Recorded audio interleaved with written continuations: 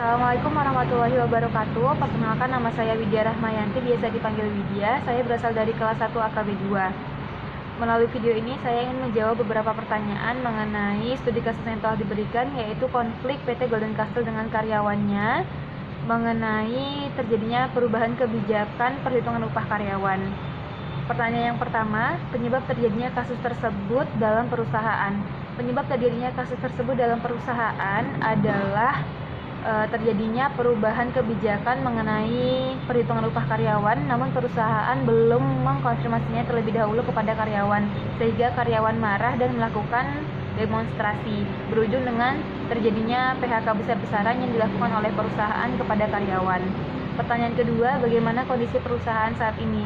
Menurut saya pribadi, kondisi perusahaan saat ini pastinya sangat kacau karena perusahaan kehilangan beberapa karyawan yang memiliki keterampilan khusus di bidang-bidang yang ada di perusahaan. Namun tentunya perusahaan harus mencari pengganti karyawan yang memiliki keterampilan tersebut juga. Pertanyaan yang ketiga, siapa yang bertanggung jawab atas terjadinya kasus dalam perusahaan tersebut?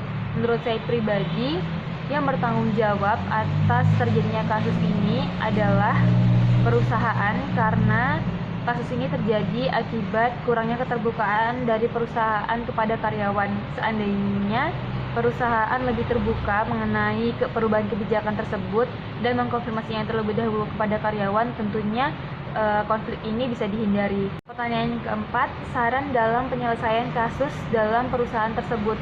Menurut saya pribadi, tentunya keterbukaan itu sangat penting dalam suatu organisasi ataupun perusahaan. Jadi mungkin bisa dilakukan pemberitahuan terlebih dahulu kepada karyawan atas perubahan kebijakan yang ada di perusahaan oleh manajemen yang bertanggung jawab. Gitu. Mungkin itu dari saya. Terima kasih atas waktunya. Assalamualaikum warahmatullahi wabarakatuh.